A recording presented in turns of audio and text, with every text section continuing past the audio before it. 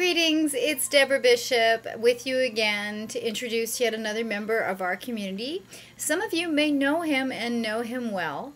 I've known him for a while and have certainly enjoyed his performances and enjoyed very much being able to do the interview and discover a little bit more about the person who is behind the well-known and acclaimed Love Drums. His name, of course, is Ed Haggard.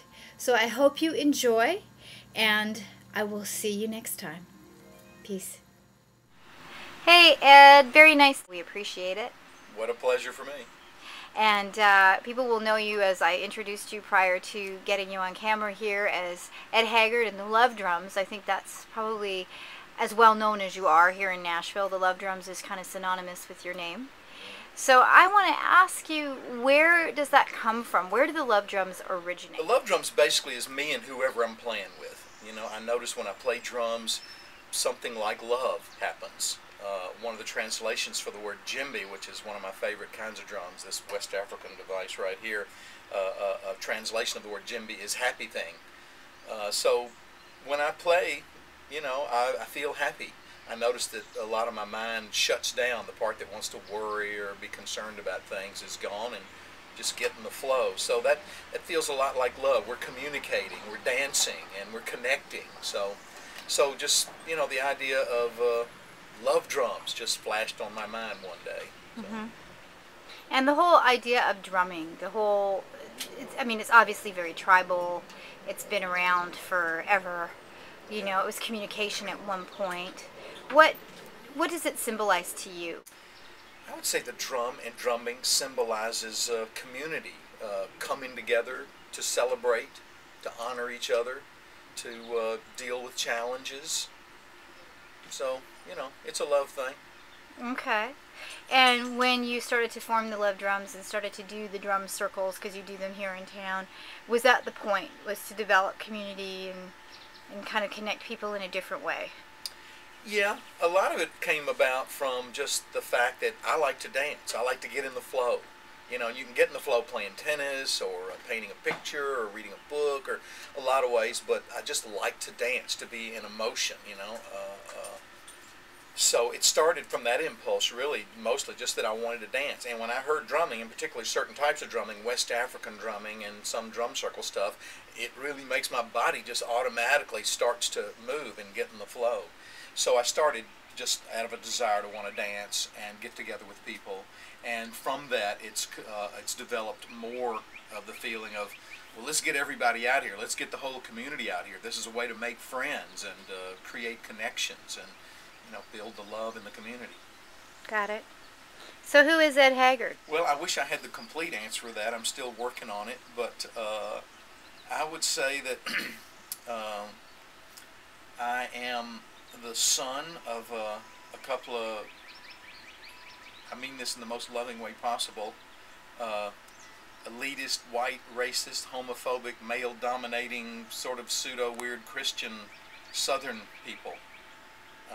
And it's been interesting to kind of emerge from that and to be able to sort of embrace that, see the beauty and the good in that, as well as what we need, what, you know, could be changed about that to make life better for me and everybody. So, in a sense, I'm that product of this culture and my parents. Bless them, love them. Thank you, Mom and Dad.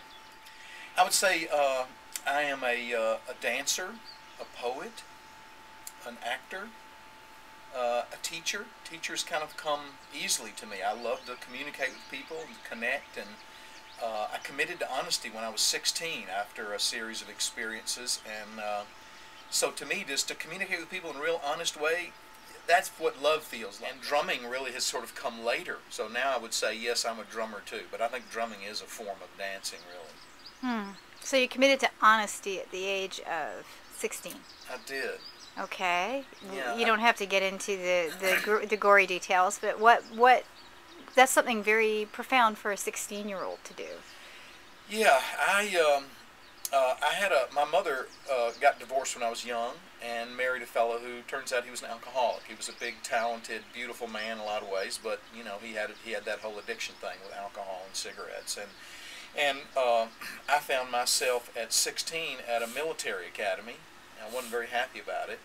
Didn't like being in uniforms and marching around with guns and doing a lot of push-ups and whatnot. But there I was, and as I contemplated how people were treating each other and what was going on in this school and what was happening in military installations and the military mindset, and particularly about my own stepfather and my own family around addiction issues,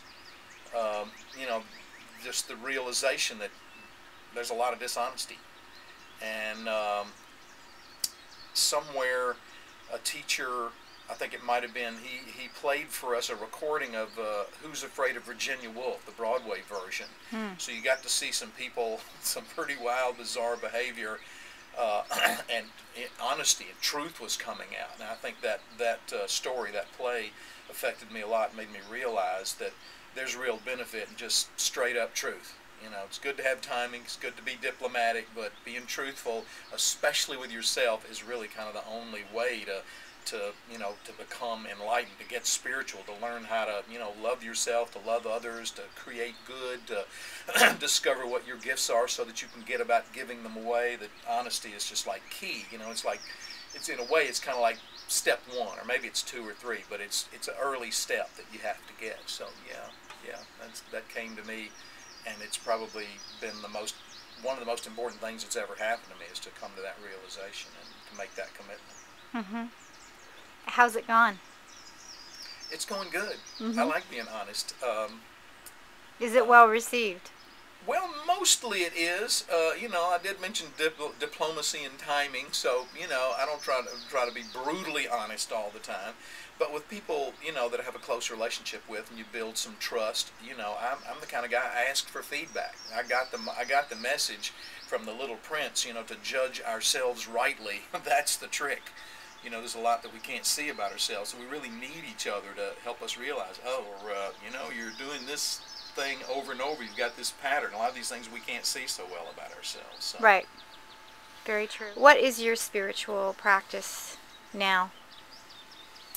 Well, I have a meditation practice. I like to meditate laying down, though. It's a mix of relaxation, contemplation, as well as a quieting of the mind. So there's that. I have a kind of an occasional physical yoga practice based around the Tibetan 5 rites, which is 5 series of moves with breaths. It's a real interesting practice that's said to be kind of like a fountain of youth. Has that sort of effect on you. And I'm 59, so I'm holding strong, so that may be part of it.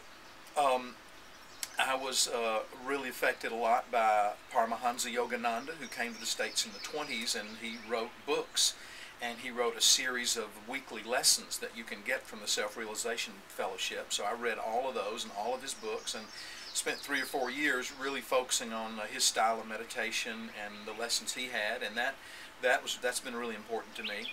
I realized at some point that we had a kind of a big imbalance, discombobulation around masculine and feminine energies on the planet, that essentially it appeared to me that the dark side of masculine had kind of kicked the crap out of the place, and that we really needed the wisdom of women and the wisdom of men to come together and work together.